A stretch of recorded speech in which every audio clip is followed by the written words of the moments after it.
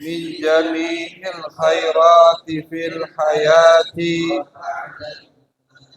وعلى آله وصحبه وسلم تسليما كثيرا. اللهم صل على نور الأنوار وسر وترياق الأغيار ومفتاح باب اليسار سيدنا محمد المختار وآله الأطهار وصحابه الأخيار عدد نعم الله وإفضاله.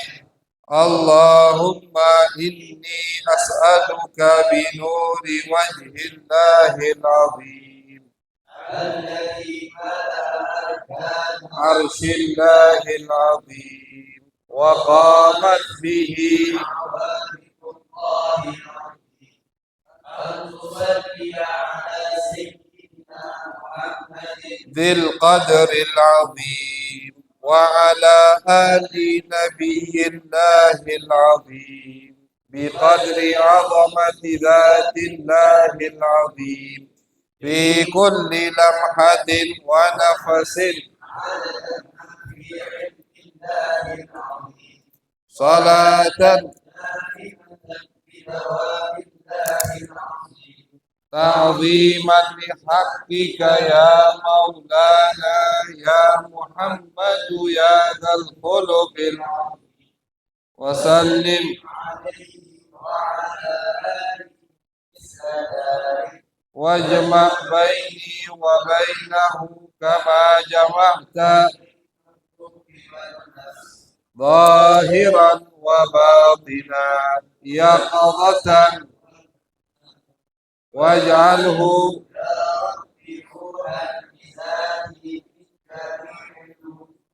في الدنيا قبل الآخرة يا عظيم.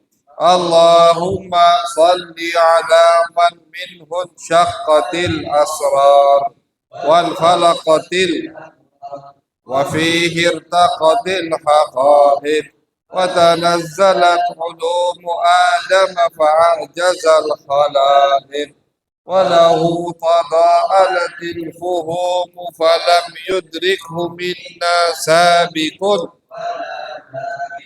فرياض الملكوت بزهر جماله مونقة وحياض الجبروت بفيض أنواره متدفقة ولا شيء إلا وهو به منوط إذ لولا الواسطة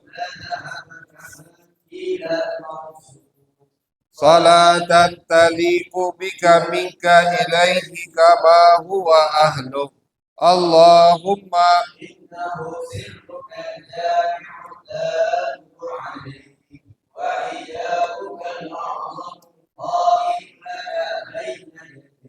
اللهم ألحقني بنسبه وحققني بحسبه وعرفني إياه معرفة أسلم بها من موارد الجهل وأقرأ بها من موارد الفضل واحملني على سبيله إلى حضرتك حملا محفوفا بنصرتك على الباطل فأدمغه وزج بي في بحار الأحدية وانشرني من أوحال التوحيد وأغرقني في عين بحر الوحدة حتى لا أرى ولا أسمع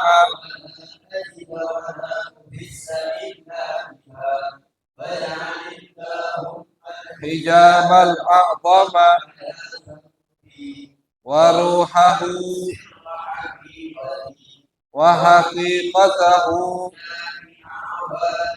بتحقيق الحق الأول يا أول يا آخر يا ظاهر يا باطن اسمع ندائي بما سمعت به نداء عبدك وانصرني بك لك وأيدني بك لك واجمع بيني وبينك وحل بيني الله الله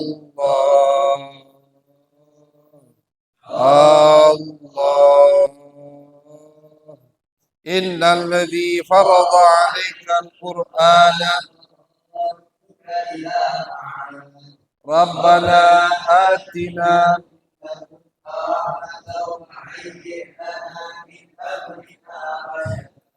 ربنا آتنا في الدنيا حسنة وفي الآخرة حسنة وقنا عذاب النار إن الله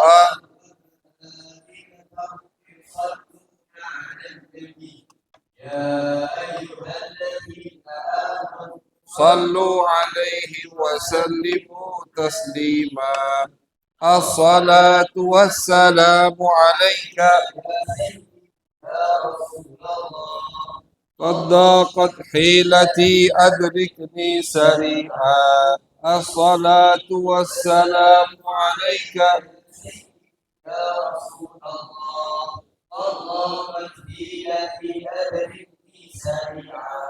الصلاة والسلام عليك يا سيدي يا رسول الله قد ضاقت حيلتي سريعا. صلى الله على سيدنا محمد وعلى آله وصحبه وسلم. الحمد لله.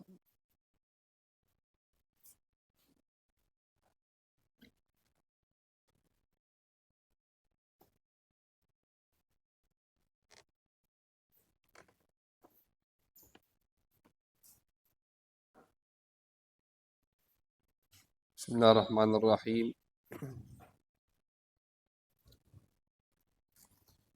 Wa bisanadil muttasil ila al-Imam al-Bukhari wal Imam Az-Zabidi rahimahumullahu taala wa nafa'ana bihi wa bi ulumihi wa bi ulum masyayikhina wa bi ulumi sa'il salihin fid darain amin ila an qala maradun nabiyyi sallallahu alaihi wasallam wa wafatuhu. Ini bab kalau di kitab Syama'il, di pembahasan tentang Syama'il, maka ini bab akan ada di bab terakhir. Bab yang membahas tentang wafatnya Nabi Muhammad sallallahu alaihi wasallam.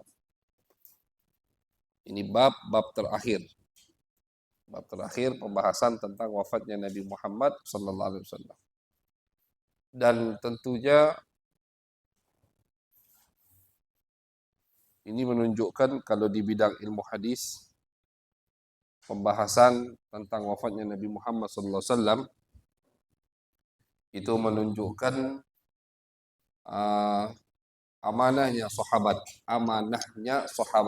Jadi sahabat itu orangnya amanat. Dalam apa? Dalam menyampaikan hal-hal yang berkaitan dengan Nabi besar Muhammad sallallahu alaihi wasallam. Ini bisa kita jadikan salah satu bukti dan contoh. Salah satu bukti dan contoh bagaimana amanatnya sahabat Nabi besar Muhammad sallallahu alaihi wasallam. Mereka itu tidak ada yang lebih membuat mereka sedih melebihkan wafatnya Nabi Muhammad sallallahu alaihi wasallam. Tapi masih mereka ceritakan. Kalau ada orang ditinggal wafat oleh orang yang dia cintai, orang tuanya, siapapun, itu pasti tidak akan mengulang-ulang cerita wafat orang yang dia cintai. Tidak mungkin jadi omongan atau jadi kata-kata di buah bibirnya tentang kewafatan kekasihnya. Karena wafat itu musibah. Pengen cepat dilupakan. Ya, bahkan kami pernah dengar dari Abu Said Ahmad, beliau itu mengatakan hari wafatnya Abu Ya Muhammad itu hari yang paling pengen cepat-cepat lewat di hari anak. Ya, hari tanggal 15 Ramadan. Kenapa sedih? Ingat orang yang wafat di hari tersebut. Sedih. Makanya tidak usahlah ngupload foto orang-orang yang sudah meninggal. Tidak usah. Upload lagi. Akhirnya apa? Tajaddudul huzun. Makin sedih, makin sedih, makin sedih. Apalagi orang-orang yang baru meninggal. Tidak usah menunjukkan rasa cinta melalui uploadan foto. Bukan itu caranya. Ada orang sekarang kan pengen dijenguk, dia cinta, di-upload foto. Tidak usah diperbarui kesedihan kita. Orang yang sudah meninggal, alhamdulillah, mereka meninggal dalam keadaan iman, mereka hidup lebih nikmat dari hidup kita. Maka buat apa kita memperbarui kesedihan kita? Berbeda dengan Nabi Muhammad SAW. Sahabat itu yang paling membuat mereka sedih wafatnya Nabi. Tidak ada yang membuat mereka sedih melebihi wafatnya Nabi Muhammad SAW. Sayyidah Aisyah, Sayyidina Abu Bakar As-Siddiq, semua sahabat Nabi Muhammad SAW. Tapi tetap karena ini bab periwayatan yang berkaitan dengan Nabi Muhammad SAW, akhirnya mereka ceritakan. Sayyidah Aisyah menceritakan bagaimana wafatnya Nabi, kapan mulai Nabi sakit. Sayyidina Abu Bakar juga menceritakan. Jadi bayangkan ini cerita yang membuat mereka sedih. Tapi karena amanah mereka tahu ini adalah syariat, mereka tahu ini adalah wasiat atau beban dari Nabi untuk mereka lanjutkan ke generasi berikutnya, akhirnya mereka riwayatkan. Mereka riwayatkan hadis-hadis yang berkaitan dengan wafatnya Nabi besar Muhammad SAW. Ini salah satu bentuk bukti amanahnya sahabat dalam periwayatan hadis Nabi besar Muhammad SAW. Bukti kedua, ini alhamdulillah, ini belum kita baca dari kitab, ini analisa kita sendiri.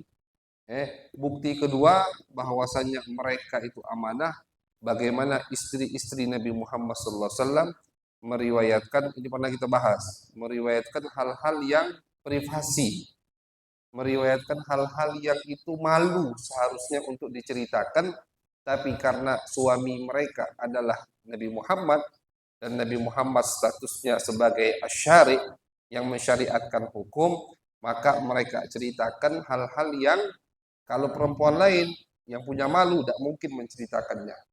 Salah satu contohnya tidur bareng Nabi Muhammad. Kata Sayyidah Aisyah, aku pernah satu selimut dengan Nabi, dan pada saat itu turun wahyu. Ini kan privasi, satu selimut. Pernah Sayyidah Aisyah atau Siti Maimunah mengatakan, aku pernah mandi bareng Nabi Muhammad SAW. Bahkan kita sebutkan, kalau selain mereka itu haram untuk menceritakannya. Tidak boleh.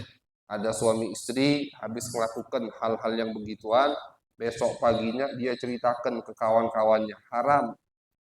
Itu haram dari mulut Nabi besar Muhammad SAW. Kata Nabi bahkan dilaknat, na'udzubillah, orang yang malam habis melakukan apa-apa dengan istrinya, besoknya diceritakan ke kawannya. Begitu juga kebalikan, istri habis diapakan sama suaminya semalam, besok dia ceritakan ke kawannya. Yang terjadi di dalam kamar itu tidak boleh keluar dari kamar. Itu perintah Nabi besar Muhammad SAW. Tapi istri Nabi tidak. Mereka menceritakan. Kenapa mereka menceritakannya? Karena suami mereka bukan orang biasa. Apa yang dilakukan oleh Nabi kepada mereka bisa bahkan pasti menjadi hukum untuk umat Nabi besar Muhammad SAW. Mereka itu perempuan yang punya malu. Mungkin kalau betina sekarang tidak malu, menceritakan apa yang dilakukan sama suaminya. Tapi kalau mereka istri-istri Nabi, perempuan yang sangat punya malu, besar rasa malu mereka. Tapi mereka ceritakan. Yang mereka tahan malu mereka demi apa? Demi ilmu, demi periwayatan hadis, demi kita tahu apa yang dilakukan Nabi. Bahkan maaf, Sayyidah Aisyah mengatakan ketika Nabi ingin mestubuhiku, apa kata Nabi? Alaiki bis sakinah. Kata Nabi, diam atau santai, jangan berisik. Kemudian Nabi baca doa apa? Sampai segitu. Mereka riwayatkan, mereka ceritakan, karena itu adalah syariat. Dan ini bukti kedua betapa amanahnya sahabat-sahabat Nabi besar Muhammad SAW dalam meriwayatkan hadis Nabi Muhammad sallallahu alaihi wasallam. Nah, ini salah satu buktinya, yaitu maradun Nabi sallallahu alaihi wasallam, sakitnya Nabi Muhammad sallallahu alaihi wasallam. Di semua kitab syama'il pasti dibahas bab ini. Di semua syama'il atau di semua kitab sejarah, tarikh, sirah Nabi Muhammad SAW dibahas karena ini yang berkaitan dengan Nabi. Hadis Sayyidah Aisyah radhiyallahu anha qalat. Sayyidah Aisyah berkata, "Da'an Nabi sallallahu alaihi wasallam Fatimah radhiyallahu anha fi syakwahu alladhi qubida fihi fasarraha bi syai'in fabakat. ثم دعاها فسارها بشيء فضحكت فسألناها عن ذلك فقالت سارني النبي صلى الله عليه وسلم أنه يقبض في وجهه الذي توفي فيه فبكيت ثم سارني فأخبرني أني أول أهله يلحقه فضحكت وعنها رضي الله عنها قالت كنت أسمع أنه لا يموت نبي حتى يخير بين الدنيا والآخرة فسمعت النبي صلى الله عليه وسلم يقول في مرضه الذي مات فيه وأخذته بحة نعم وأخذته بحة يقول مع الذين أنعم الله عليهم فظننت أنه خير Nah, jadi kata Sayyidah Aisyah, aku pernah mendengar Nabi Muhammad SAW, beliau pernah bersabda bahwasanya tidaklah seorang Nabi meninggal dunia kecuali dikasih pilihan dulu sama Allah. Mau milih lanjut hidup atau meninggal dunia. Nah, ini tidak kata itu kecuali pada para anbiya dikasih pilihan. Mau milih hidup atau mau milih lanjut atau mau menghadap Allah Subhanahu wa taala. Maka kata Sayyidah Aisyah, ketika di sakitnya Nabi Muhammad, yang mana di sakit tersebut Nabi meninggal, aku mendengar Nabi tiba-tiba mengucapkan ma'alladzina an'amallahu alaihim, bersama orang-orang yang Allah berikan nikmat kepada mereka. Maksudnya orang-orang yang sudah meninggal. Dan situ kata Sayyidah Aisyah, aku punya firasat Nabi akan meninggal dunia. Karena Nabi sudah memilih menghadap Allah Subhanahu wa taala. Tapi tentunya tugasnya sudah habis. Memang tugasnya sudah selesai. Nabi akhirnya memilih untuk menghadap Allah Subhanahu wa taala. Wa anha radhiyallahu anha qalat kana Rasulullah sallallahu alaihi wasallam wa huwa sahihun yaqul innahu lam yuqbad nabiyyun qattu hatta yara maq'adahu minal jannah thumma yahya aw yukhayyar. فلما اشتكى وحضره القبض ورأسه على فخذه غشي عليه فلما أفاق شخص بصره نحو سقف البيت ثم قال اللهم في الرفيق الأعلى فقلت إذا لا يختارنا فعرفت أنه حديثه الذي كان يحدثنا وهو صحيح. وعنها رضي الله عنها أن رسول الله صلى الله عليه وسلم كان إذا اشتكى نفث على نفسه بالمعوذات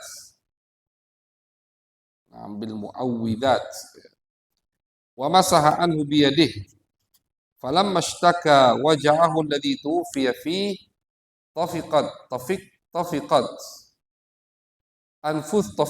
أنفث عليه بالمعوذات التي كان ينفث وأمسه بيدي النبي صلى الله عليه وسلم عنه. Jadi kata Sayyidah Aisyah, Nabi itu kalau lagi dalam badan, apa yang beliau lakukan? Jadi beliau kumpul, beliau begini posisi tangan. Kemudian beliau baca muawwidzat. Qul a'udzu birabbil falaq, qul a'udzu birabbin nas. Nabi baca. Habis Nabi baca itu, Nabi ludah kecil, gitu. Habis itu Nabi usap ke badan beliau. Itu termasuk apa? Termasuk tadawi, cara berobat Nabi Muhammad SAW. Jadi kita kalau sakit, atau kita punya keluarga sakit, anak kita sakit, jangan lupa dengan cara berobat Nabi Muhammad SAW. Jangan lupa, jangan langsung silahkan berobat itu wajib hukumnya berobat, tapi jangan cuman ambil obat dunia, obatnya Nabi Muhammad kita lupakan, termasuk cara berobat itu. Atau mungkin terkena sihir, atau terkena ain, ada orang hasut, baca itu. Muawwidzat 3 kali, bahkan diriwayatkan di doa tidur. Ada riwayat Nabi itu sebelum tidur baca kulhu, kul a'udzu birabbil falaq, kul a'udzu birabbin nas. Beliau beliau kumpulkan tangan beliau begini, besok baca itu tadi, beliau sebanyak 3 kali. Baca lagi. Ini hesen menjaga kita. Karena muawwidat, surat itu diturunkan, apa sebabnya? Nabi lagi terkena sihir, kan begitu.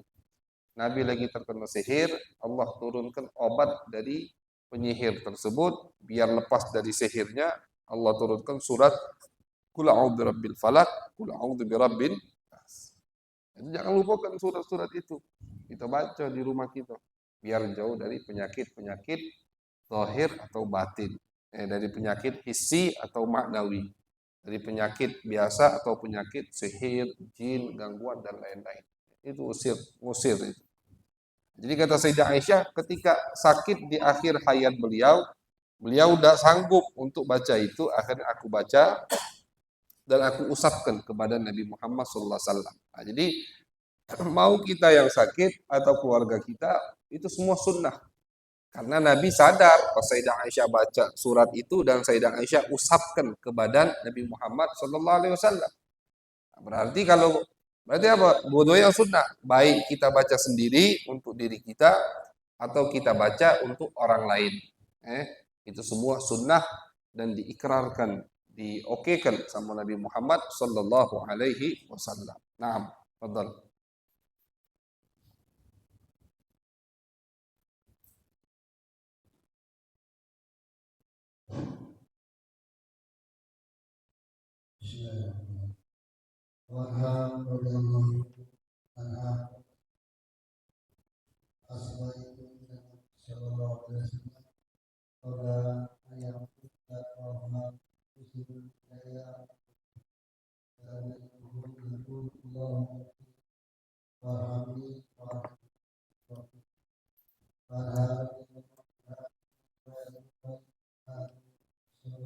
Sallallahu alaihi wasallam.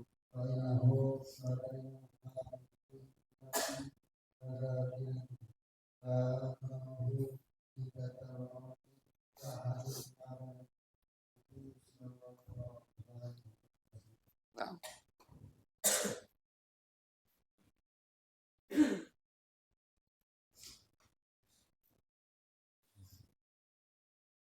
Ibnu Abbas radhiyallahu anhu anna Ali bin Abi Thalib radhiyallahu anhu Sallallahu alaihi wasallam.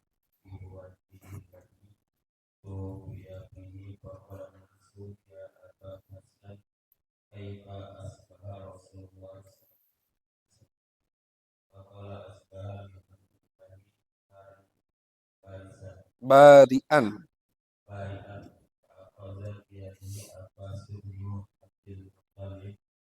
radhiyallahu anhu faqala lahu anta wallahi qad nasaka Abdul Asa wa inni wallahi la ara Rasulullah sallallahu alaihi wasallam sawfa yuwaffa bil wadaihi hadza illa a'rif wujuha bani Abdul Muttalib indal maut ishab bina ila Rasulillah sallallahu alaihi wasallam fal nas'aluhu fi man azal aku intana bina alimna dzalika wa intana bi alimna wa awsabina wa qala aliyuna wallahi la in sa'alnaha Rasulullah sallallahu alaihi wasallam famana annaha la yu'tina nasu ba'dahu wa inni wallahi la as'aluha Rasulullah sallallahu alaihi wasallam. Nah, jadi Abdullah bin Abbas meriwayatkan ketika Nabi sakit dan akan wafat dari sakit tersebut, Sayyidina Ali jenguk Nabi. Sayyidina Ali masuk ke rumah Nabi. Habis itu Sayyidina Ali keluar. Orang-orang nanya ke Sayyidina Ali, bagaimana kabar Nabi? Kata Sayyidina Ali, asbaha walhamdulillah bari'an. Alhamdulillah, Nabi udah lemahan. Karena memang Nabi itu sakit 2 minggu. Di hari wafatnya Nabi lemahan. Nabi lemahan.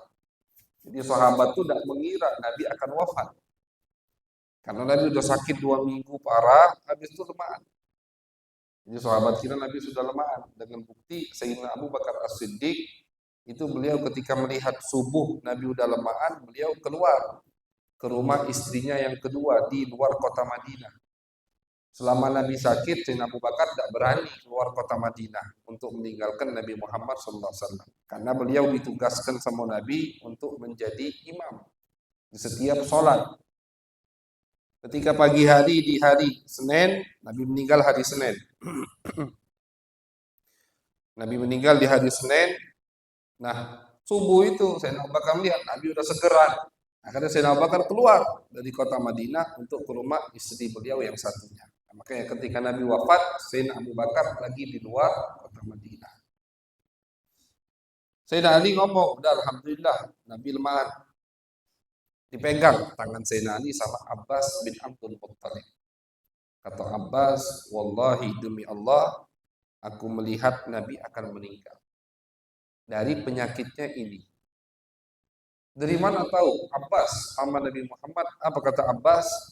Inni la a'rifu wujuha bani Abdul Muttalib indal maut. Aku ini tahu sudah rai-rai anak keturunan Abdul Muttalib ketika mau meninggal, sudah kejingoan dari rai. Nah, jadi itu ada ilmunya memang. Dan kata Abbas, rata-rata keturunan kita ini, keturunan Abdul Muttalib, itu kalau meninggal rainya kejingoan. Padahal Nabi seger. Makanya Sayyidina Ali mengatakan ke sahabat yang lain, Nabi udah segera. Abbas langsung megang tangan Sayyidina Ali di BCI. Aku yakin Nabi, aku tahu dan Nabi bakal meninggal dari penyakit ini. Karena aku udah tahu rata-rata keturunan kita, keturunan Abdul Muttalib itu kalau meninggal rainya itu. Bahkan sebagian ulama mengatakan sampai sekarang rata-rata keturunan Nabi itu kalau mau meninggal sakit parah, lemahan dulu, habis lemahan baru meninggal. Itu kebanyakan keturunan Nabi Muhammad SAW, bukan kalau-kalaunya. Jadikan bukti, oh kalau Dace itu bukan keturunan Nabi. Kebanyakan para ulama, habaib begitu, sakit parah. Habis sakit parah, Abu ya Sayyid Muhammad bin Alawi Al-Maliki itu sakit dulu. Beliau itu ke rumah sakit jam 11 malam pada saat di malam Jumat tanggal 15 Ramadan. Diinfus 2 jam atau 1 jam setengah, habis balik. Pulang beliau ke rumah, dipanggil kalau kawan-kawannya yang akrab-akrab. Malam ini, panggil kalau duduk di ruangan yang kemarin sempat kita share itu, yang Al-Fagir foto ini tempat duduk Abu ya. Nah, di situ, duduk di situ. Duduk di situ sampai 2:30 malam. Teman-temannya datang semua. Yang dari rumah sakit ikut langsung ke rumah. Jelas, sudah biasa. Minum teh, minum kopi, makan-makan. Sudah jam 2:30 mereka pamit semua. Kenapa pamit? Nah, sahur di rumah. Balik kalau dapat kabar meninggal. Begitu. Sehat benar. Sudah lemah. Begitu keturunan Nabi Muhammad SAW. Rata-rata begitu. Dari mana? Dari itu, dari gen memang. Gen Abdul Muttalib. Dari keturunan Abdul Muttalib. Nah, jadi Abbas bin Abdul Muttalib, paman Nabi, itu beliau megang Sayyidina Ali di sini. Aku melihat Nabi akan meninggal. Kalau kau ada hajat kepada Nabi di masalah khilafah, maka datangi Nabi sekarang, omongi apa yang kau maui. Kau pengen jadi khalifah apa tidak? Nah itu pokoknya intinya masalah kata Sayyidina Ali sudahlah. Karena Sayyidina Ali tahu itu tidak mungkin dipastikan oleh Nabi Muhammad SAW dan Sayyidina Ali tidak peduli. Kenapa? Karena Sayyidina Ali melihat selain beliau banyak kandidat yang pantas untuk menjadi khalifah. Jadi sebetulnya Sayyidina Ali bisa di sebelum Nabi meninggal masuk ke Nabi, dan Sayyidina Ali ngomong, kalau misalkan kita minta sekarang ke Nabi dan Nabi tidak memberikannya kepada kita, maka ini kata Sayyidina Ali seperti apa? Hukum mati dari Nabi. Kita tidak boleh jadi khalifah. Begitu. Pintar juga Sayyidina Ali. Beliau itu pintar, hakim, bijak. Belum apa kalau kita minta sekarang ke Nabi dan Nabi tidak memberikannya kepada kita, Bani Hashim, nantinya berarti sudah itu hukum mati. Kita tidak mungkin jadi khalifah. Dan alasan yang lain, Sayyidina Ali, kenapa beliau tidak takut, beliau santai? Karena kandidat banyak. Yang pantas banyak. Ada Abu Bakar, ada Umar, ada Utsman. Banyak masih sahabat-sahabat besar yang pantas juga untuk menjadi khalifah. Makanya beliau tidak ambil pusing. Beda kasusnya dengan ketika Sayyidina Umar bin Khattab meninggal. Ketika Sayyidina Umar meninggal, banyak sahabat lain juga besar-besar yang sudah meninggal. Di situ Sayyidina Ali mencalonkan dirinya. Kenapa? Karena beliau merasa aku yang paling pantas untuk menjadi khalifah sekarang. Sayyidina Utsman juga mencalonkan dirinya. Aku juga pantas untuk menjadi khalifah. Sisa yang lain itu ngasih dukungannya kedua orang ini. Begitu. Ini pemilihan khalifah setelah Umar bin Khattab. Ya, kasih ke akhirnya apa? Ashabus Syura. Kalau kita sekarang ini mungkin apa? MPR-nya mungkin. Yang memutuskan siapa bisa jadi khalifah. Ashabus Syura bahasanya. Mereka manggil satu-satu. Ashabus Syura ya sahabat Nabi juga, cuma bukan satu orang. Abdurrahman bin Auf, Zubair bin Awam itu. Kata mereka, wahai Utsman bin Affan, apakah kau berjanji bisa menjadi khalifah seperti mengikuti jejak khalifah-khalifah sebelummu, Abu Bakar dan Umar? Apa yang mereka lakukan, kau lakukan. Kata Sayyidina Utsman, aku janji bisa. Sayyidina Ali, ketika ditanya apakah kau akan mengikuti jejak khalifah sebelummu, kata Sayyidina Ali, tentu tidak. Paham tak? Kata Sayyidina Ali, apa yang menurutku pas untuk dilakukan, yang mereka lakukan, aku lakukan. Tapi kalau pemikiran kami berbeda, pemikiran aku berbeda. Sayyidina Ali itu alim, pintar. Akhirnya mereka lebih memilih diputuskanlah Utsman bin Affan. Ini sejarah. Kenapa kita penting tahu sejarah ini? Karena takutnya kita dengar nanti sejarah ini dari sumber yang salah. Banyak bumbu-bumbunya akhirnya. Akhirnya Sayyidina Utsman lah yang dilantik oleh Ashabus Syura tadi. Dilantik Sayyidina Utsman oleh Ashabus Syura. Sayyidina Utsman akhirnya punya pemikiran sendiri juga, tidak bisa menerapkan 100% apa yang diterapkan oleh Abu Bakar dan Umar. Tidak bisa, makanya akhir timbullah fitnah. Di situ.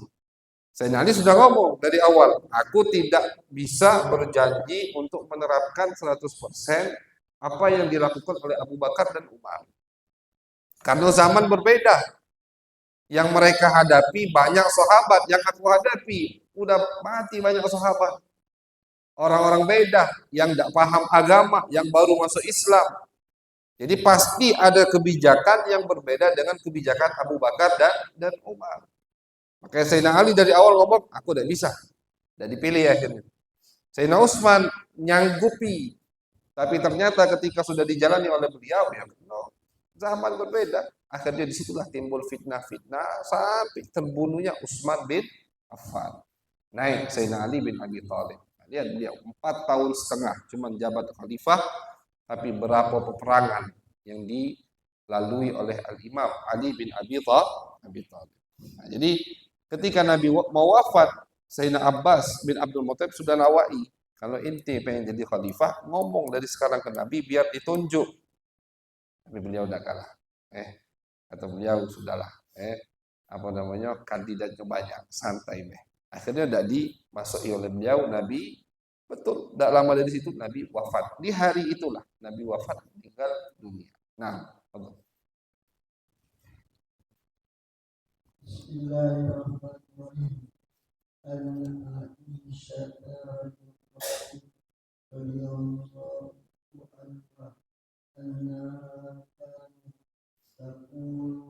تقول إنا بأمر الله علينا أن رسول الله صلى الله عليه وسلم Tufiya توفي من بيته وفي ثوبه وبين الشمس والنبي وأن الله جمع بين ريحه وريحه عند موته ودخلت فينا علي عبد الرحمن وبلاد سواك وأن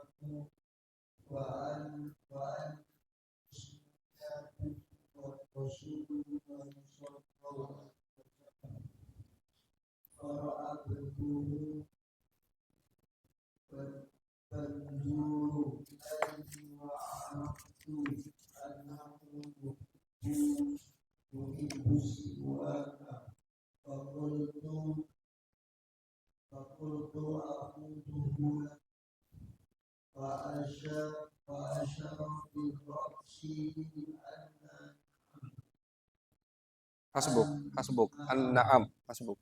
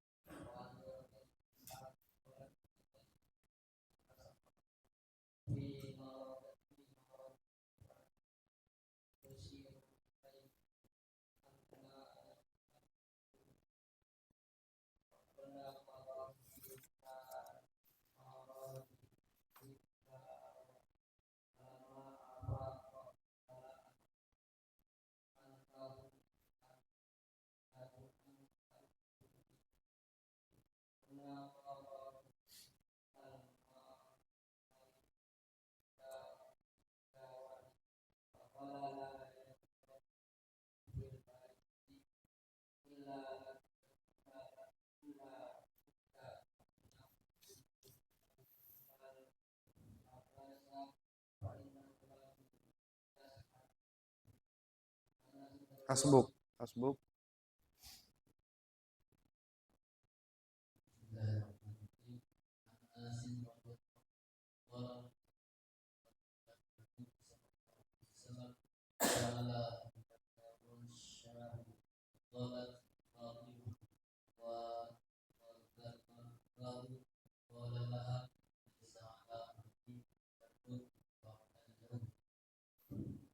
Naam, an Aisyah.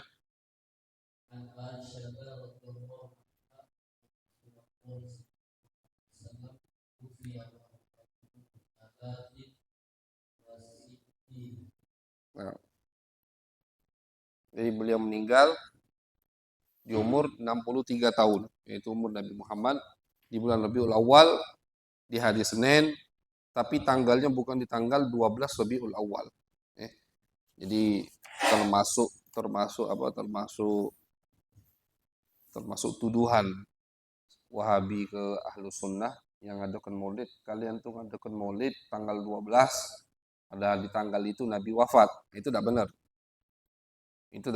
Nabi wafat bukan di tanggal 12. Karena ulama menghitung.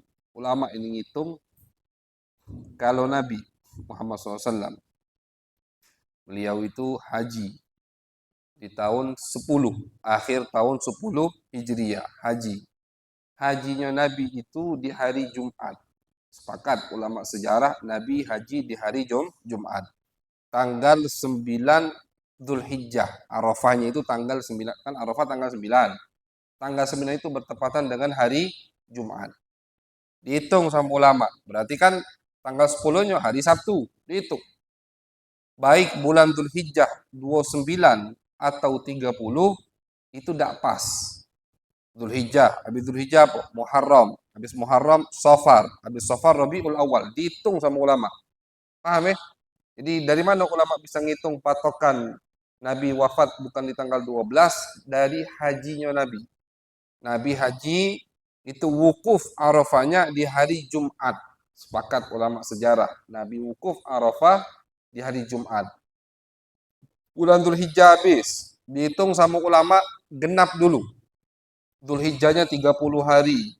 Muharramnya 30 hari. Safarnya 30 hari. Itu 12 harinya itu bukan di hari Senin. Tidak mungkin di hari Senin.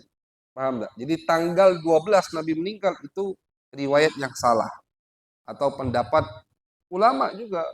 Ulama kita juga yang ngomong itu. Cuma salah.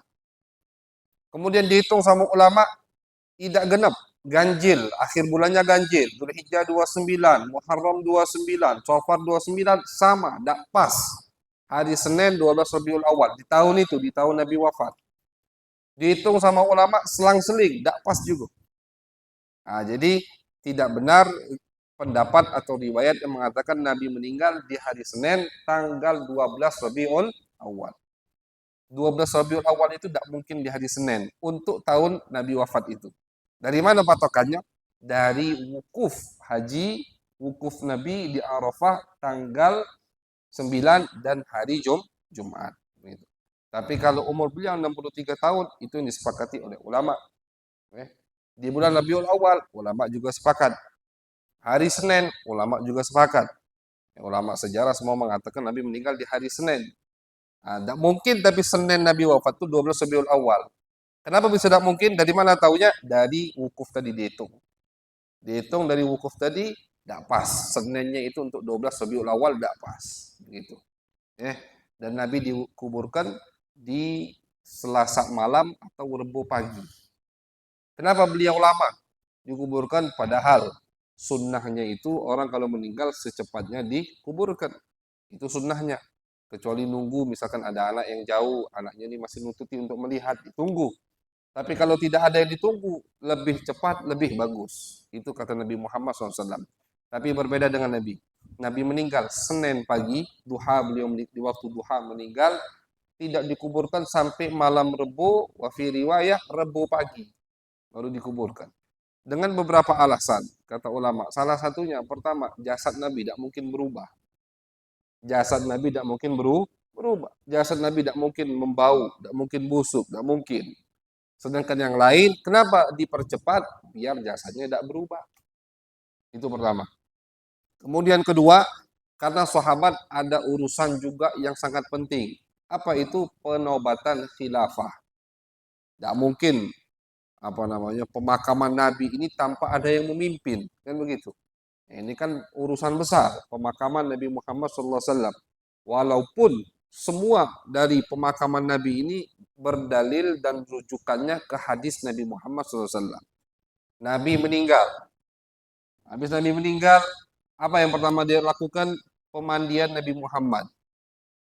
Cara mana mandikan Nabi Muhammad? Ada hadisnya. Kata Nabi, tidak boleh orang mandikan. Tidaklah orang melihat aurat seorang Nabi kecuali matanya dibutakan oleh Allah. Jadi sahabat itu pas mandikan Nabi, itu matanya ditutup semua. Tutup. Mandikan Nabi Muhammad SAW. Dan ya tentu yang mandinya tidak dibuka gitu, tidak dibogel, tidak dilapiskan dengan baju.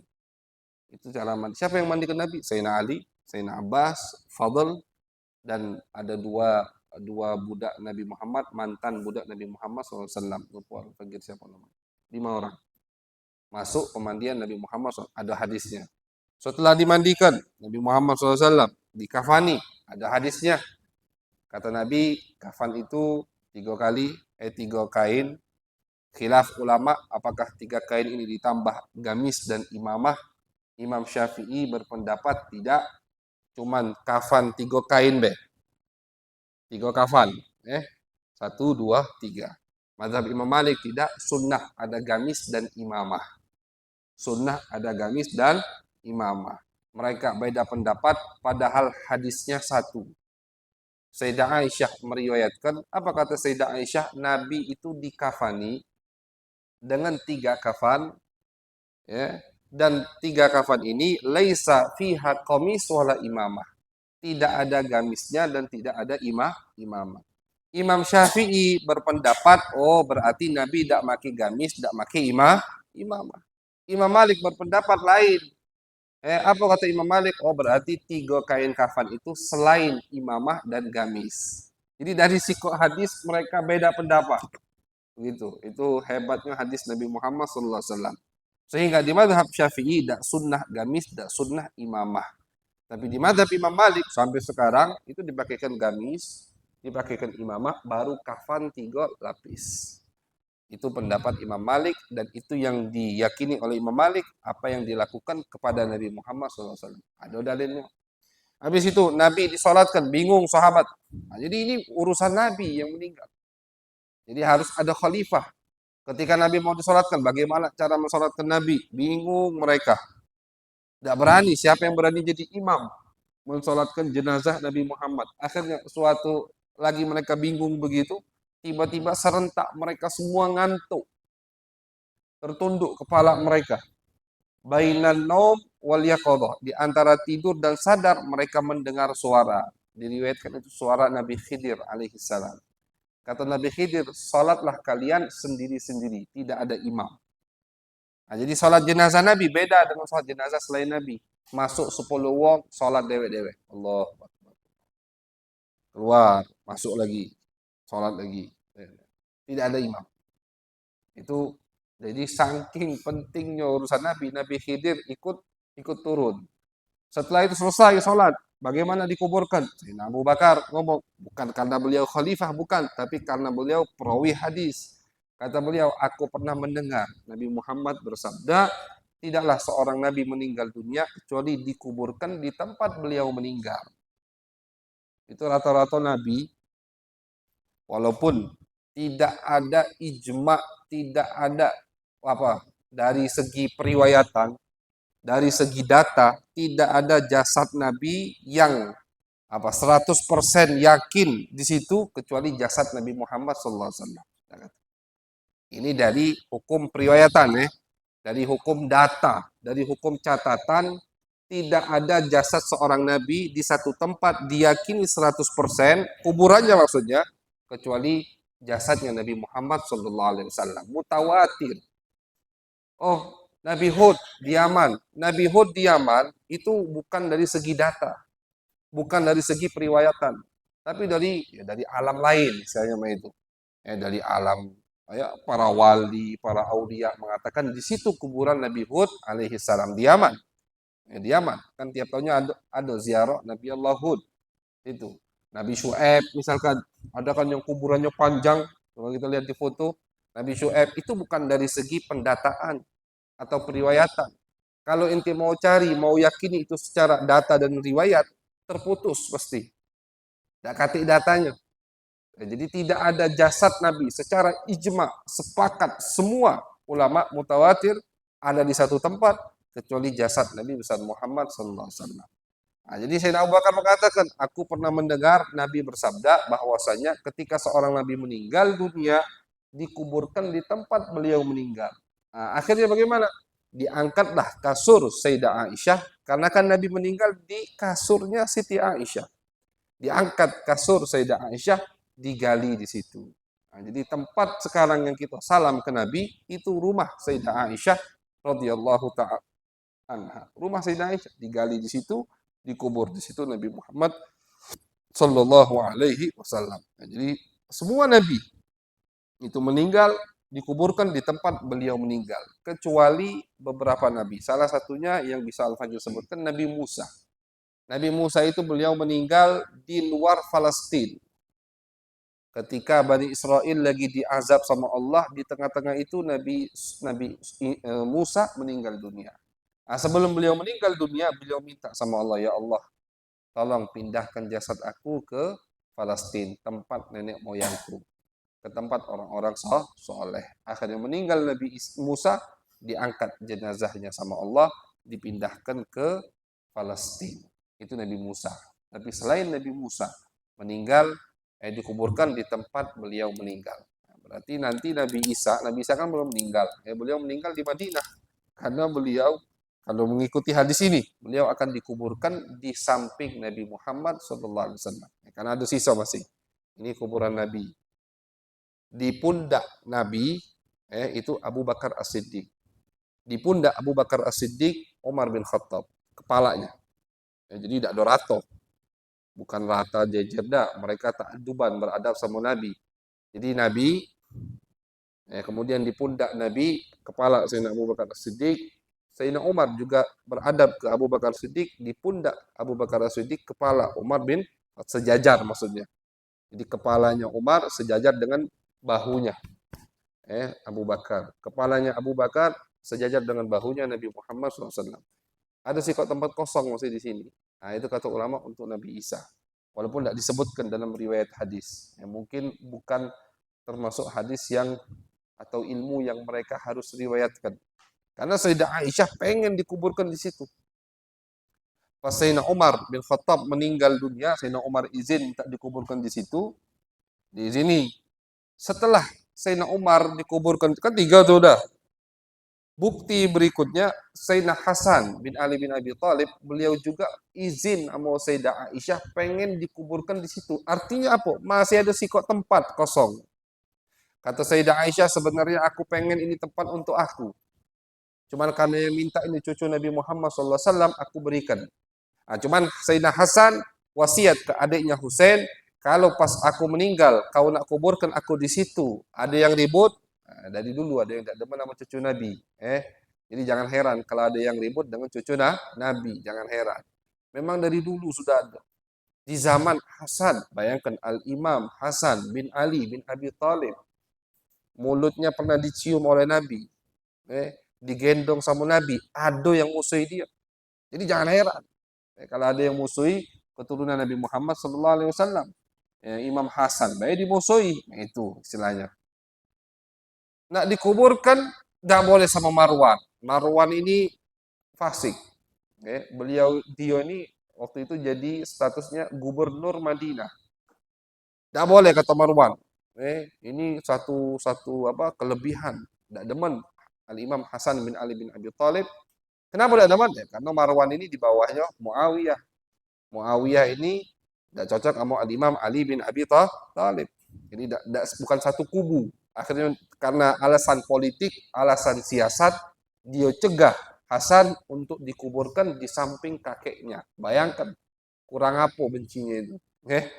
Karena wasiat Imam Hasan, Imam Husain tidak perang asal. Imam Husain ini udah ambil pedang, pengen diperangi. Diingati sama sahabat-sahabat yang lain. Ingat wasiat kakakmu. Kalau bakal jadi fitnah, jangan kuburkan aku di samping Nabi Muhammad, kuburkan aku di Baqi, di tempat pemakaman umum. Akhirnya dikubur. Sayyidah Aisyah meninggal, dan dikuburkan juga di situ. Sampai sekarang tempat itu masih kosong. Untuk siapa? Kata ulama, untuk Nabi Isa. Karena Nabi Isa belum meninggal, nanti ketika beliau meninggal, beliau akan dikuburkan di samping Nabi Muhammad sallallahu alaihi wasallam. Nah,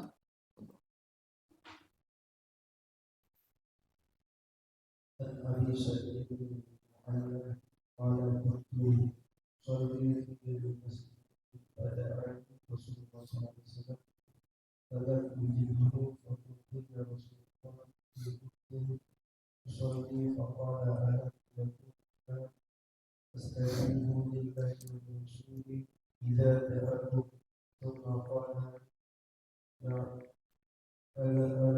ألم لك سورة هي أبلغ سورة في القرآن قبل أن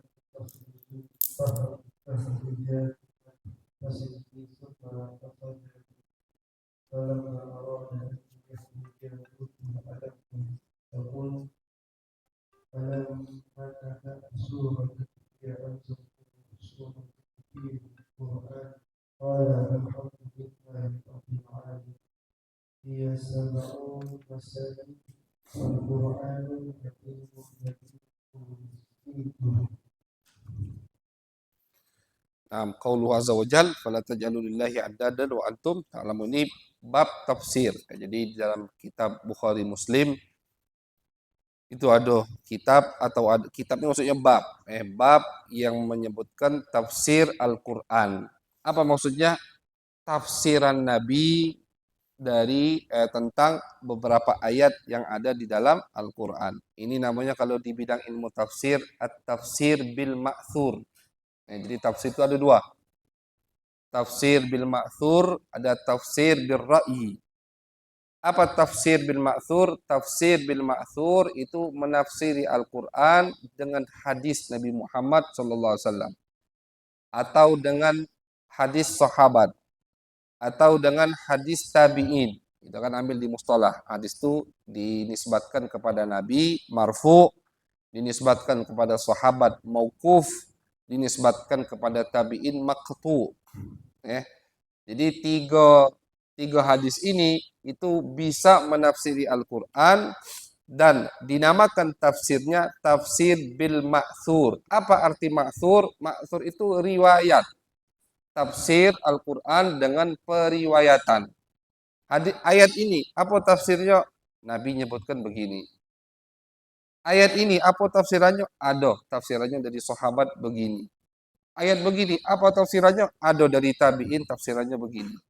Dan tafsir ini ada kitab khusus.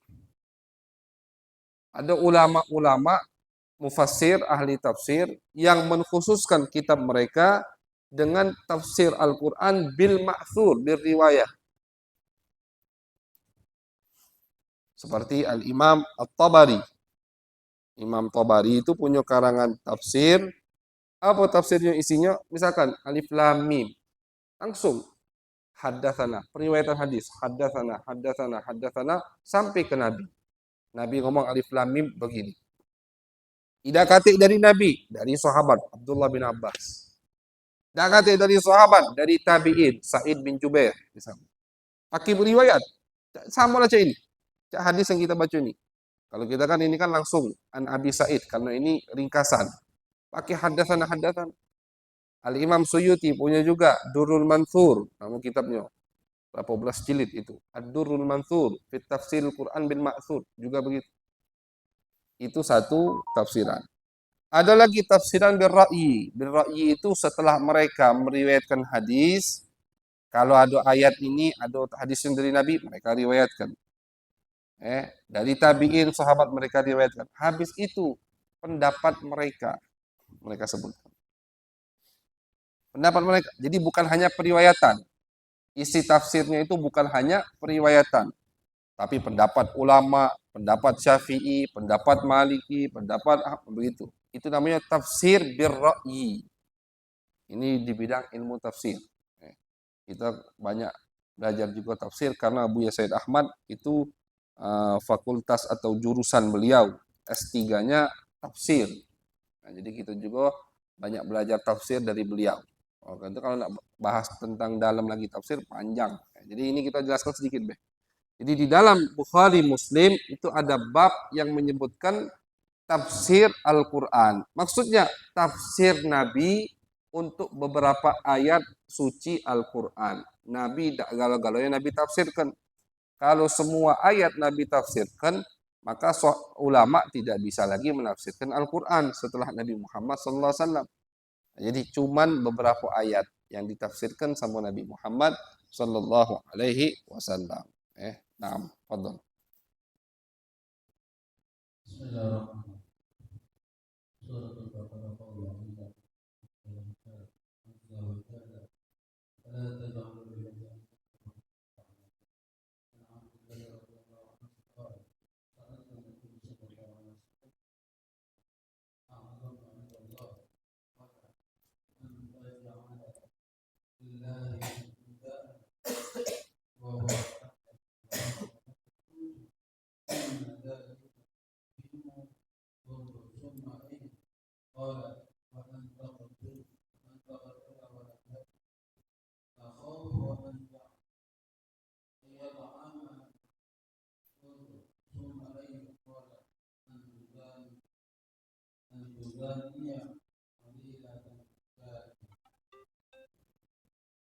Apa tuh?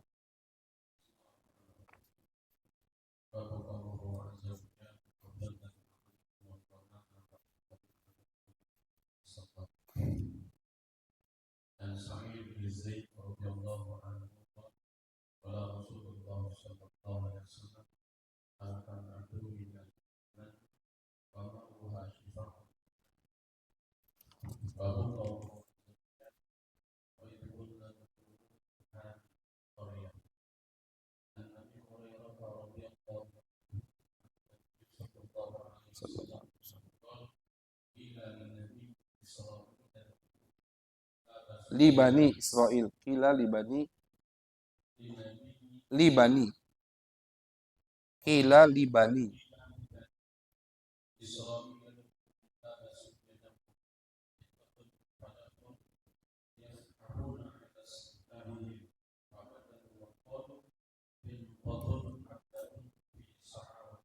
Nah, jadi ini Bani Israel. Wa idh kunna dukhulu hadhil qaryah, kata Allah, kamu pengen masuk kampung ini atau kota ini. Mereka minta. Jadi mereka itu ketika Allah berikan al-man was salwa. Sebelumnya al-mannu was salwa. Apa itu manna was salwa? Manna was salwa itu makanan yang Allah turunkan kepada mereka tanpa perlu mereka capek-capek. Jadi Bani Israel itu pernah Allah turunkan kepada mereka al-man. Man itu tumbuhan yang ada di daun. Daun ini setiap rumah mereka pasti punya pohon itu. Jadi setiap pagi mereka buka rumah, di batang itu ada man. Kita pernah nyoba man, tidak tahu benar apa tidak. Kata Abu ini dari Turki. Kayak manisan gitu. Putih, kayak manisan. Itu man. Salwa, apa itu salwa? Salwa itu burung panggang. Jadi tiap hari Bani Israel itu Allah berikan nikmat kepada mereka di satu waktu. Dapat manisan dan dapat burung panggang dari surga ini, dari Allah langsung. Tapi saking tidak tahu syukurnya mereka, apa kata mereka? Ya Allah, kami pengen bawang, pengen bawang, pengen tomat, pengen masak. Diinjuk makanan dari Allah tidak galak, bosan katanya, pengen masak. Izinkan kami masuk ke kota itu, karena di kota itu ada basol, ada bawang putih, ada bawang merah, ada kacang, kami pengen masuk. Kata Allah, ya sudah, kalian yang nolak, masuklah situ. Tapi masuk ke kota itu dengan apa? Dengan kalian nunduk. Artinya nunduk itu menundukkan kepala kalian sebagai tanda bersyukur kepada Allah Subhanahu wa taala. Apa yang mereka lakukan? Mereka masuk nunduk, tapi pantat mereka yang pertama kali masuk. Jadi nungging. Menghina Allah. Itu Bani Israel. Jadi Yahudi itu memang jangan pernah percaya sama Yahudi. Yahudi itu. Bayangkan, udah dikasih nikmat, kemudian mereka minta masuk ke kota tertentu, mereka masuk ke kota. Ini diceritakan di Al-Quran. Akhirnya mereka masuk bukannya dengan menundukkan kepala, tapi betul palanya nunduk, tapi nunduknya palanya ke belakang, pantatnya yang ke depan. Jadi masuk pintu kota itu dengan borit nungging.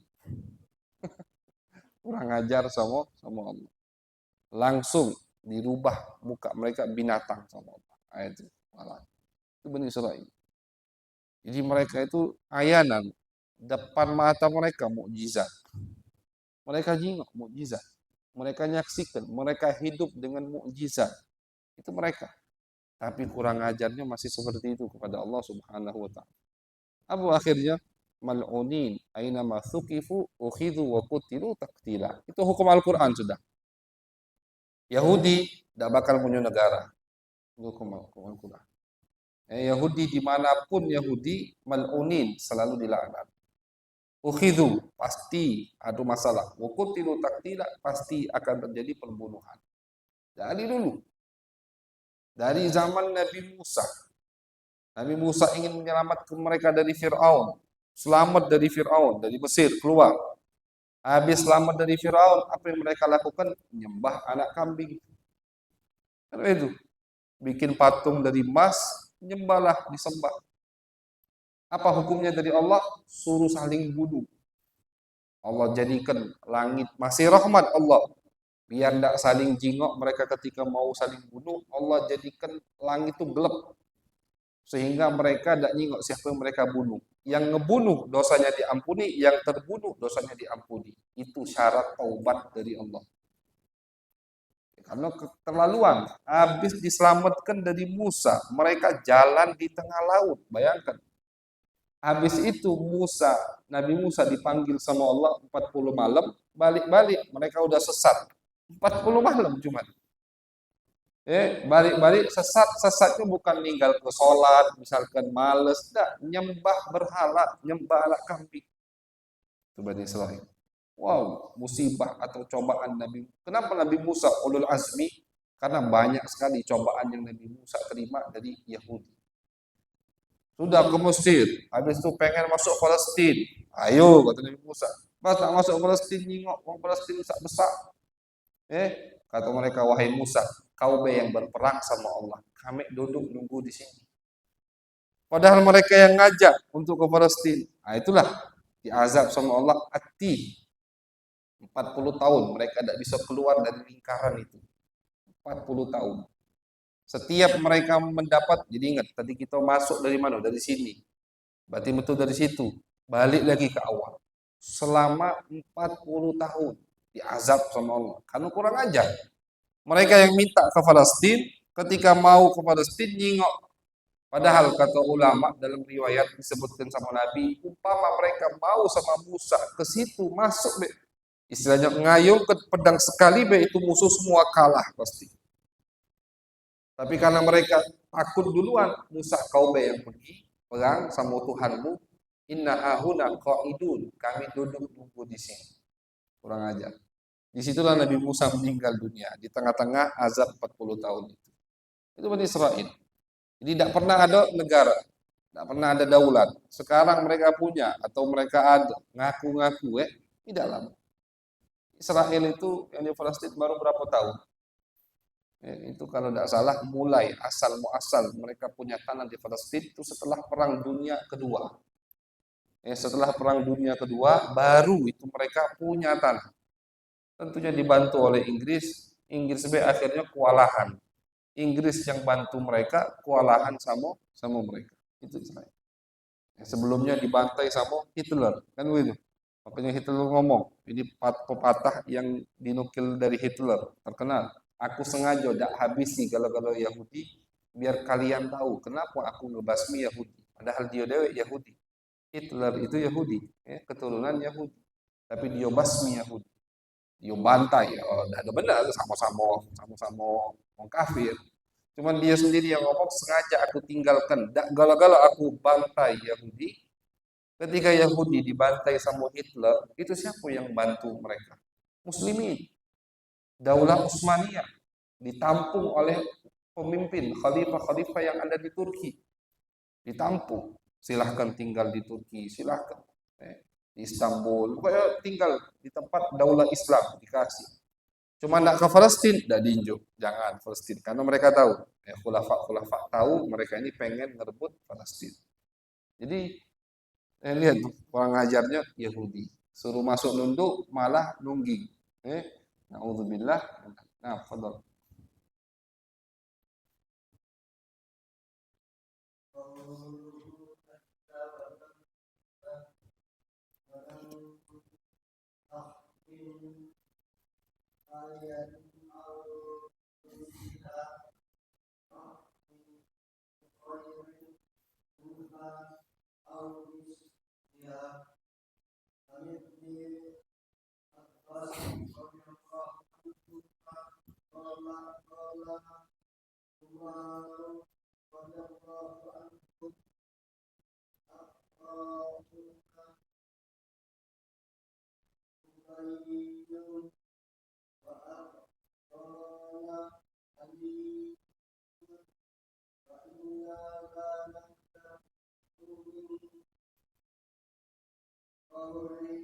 Hasbuk wa inna ayat terus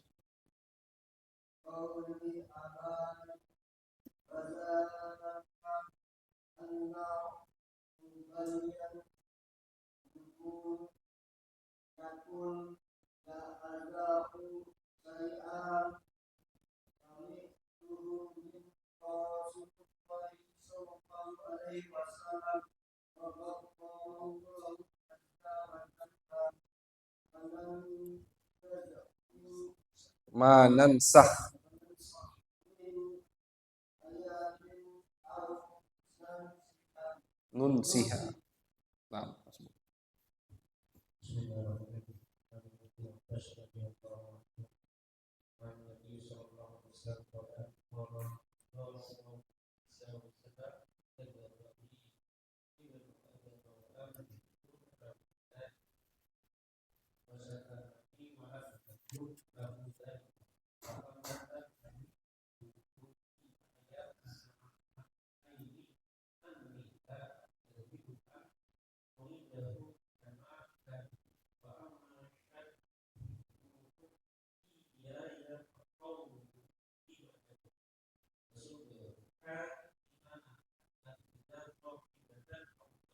Hasbuk.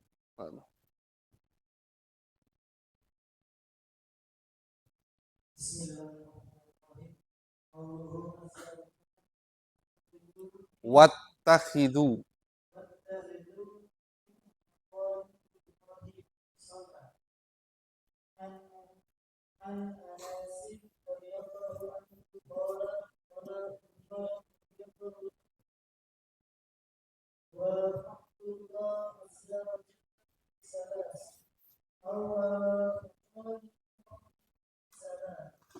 قلت يا رسول الله فاتخذت ذلك فقال إبراهيم صلى وقلت يا رسول الله يدخل عليك والملوك والخادم ولو أمرنا أمة بالحجاب فأنزل الله آية الحجاب قال وبلغني معاتبة النبي صلى الله عليه وسلم وأعطاني نسائي فدخلت عليه فقلت بمثل حيثنا أو لا يبدلن الله رسول الله صلى الله عليه وسلم خير منكن حتى أتيت إحدى نسائه قالت يا أمام رسول الله صلى الله عليه وسلم ما يعرف نساءه حتى تعرفون فأنزل الله عز وجل فساوته طلقنا أن يبدله أزواجا خير منكن مسلمات آية Hasbuk, hasbuk, hasbuk. Alas, baru. Bismillahirrahmanirrahim. Qulu amanna billahi wa ma unzila ilaina. An Abi Hurairah radhiyallahu anhu qala kana ahlul kitabi yaqra'una at-Tawrat fil iqrar wal yuballighu manatil arabiyah li ahli al-Islam. Wa qala Rasulullah sallallahu alaihi wasallam لا تصدقوا أهل الكتاب ولا تكذبوهم قولوا آمنا بالله وما أنزل إلينا Hasbuk.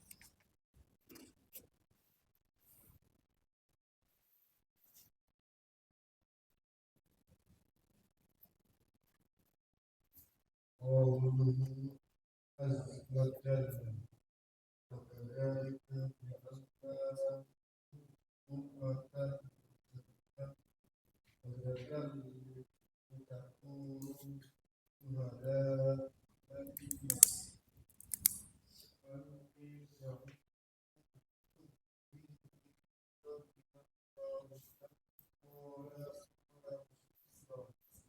Sallallahu alaihi wasallam. يوم القيامة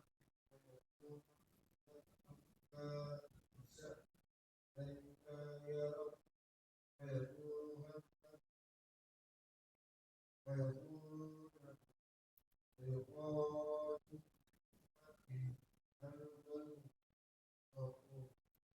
ويقول كما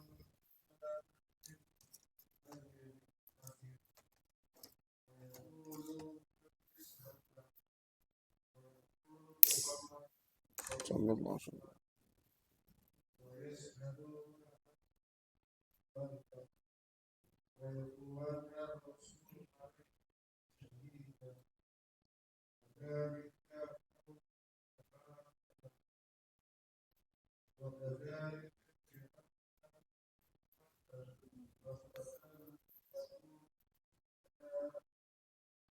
Nah, ummatan wasata. Kita ini jadi saksi nanti untuk umat-umat sebelum kita. Bagaimana jadi saksi? Ini ceritakan sama Nabi.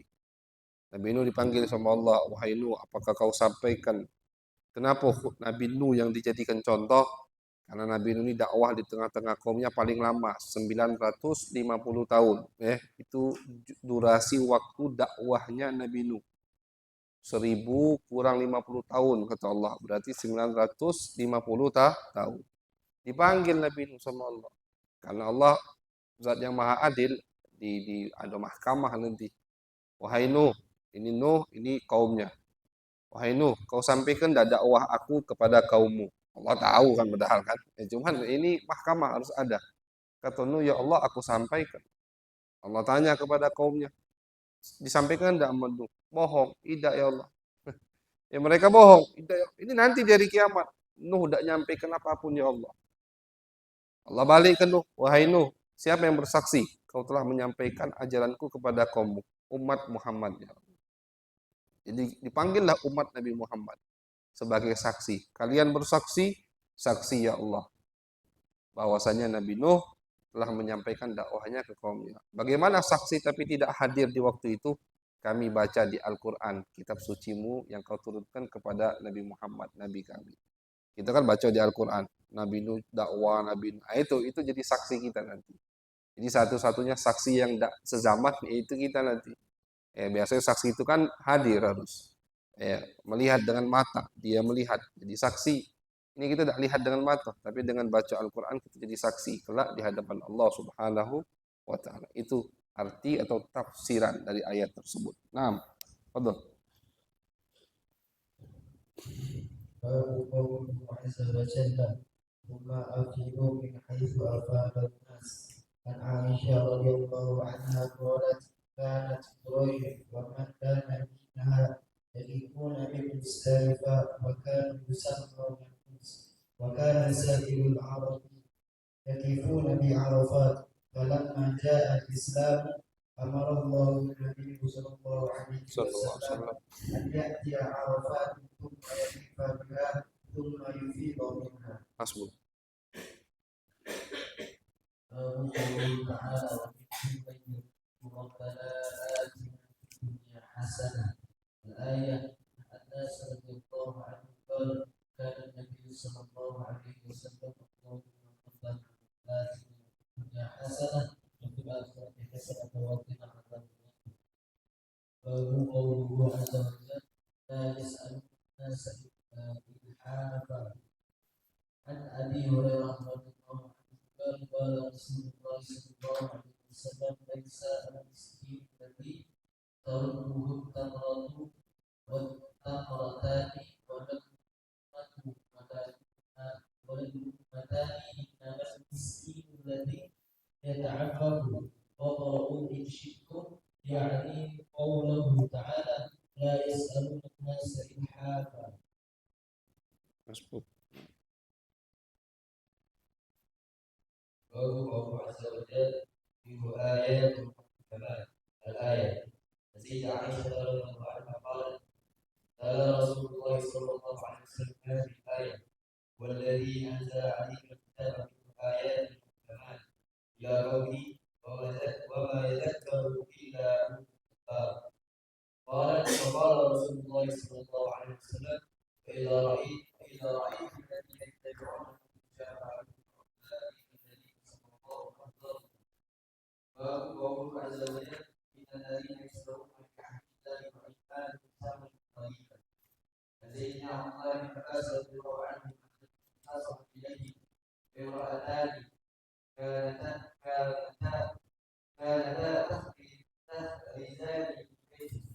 فخرجت إحداهما إلى النسبة في كفها تدعى على الأخرى ورفع عنهما إلى ابن عباس فقال ابن عباس قال رسول الله صلى الله عليه وسلم لا يعطى الناس دعواه فذهب الإمام بقوله وأمواله يكفرها بالله والله عليها الذي يسرون عن الله وإيمان سهلا قليلا فذكروها فأخرجها وقال ابن عباس قال النبي صلى الله عليه وسلم على الداع عليه حسبك.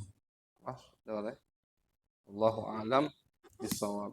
بسم الله الرحمن الرحيم. يا رب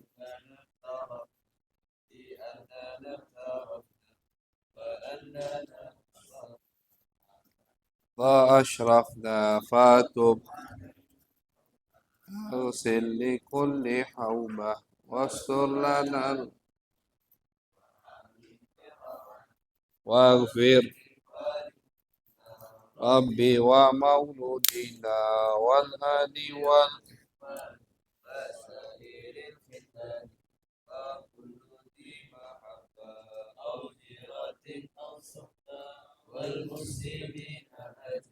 آمين يا ربي أسمى فضلا وجودا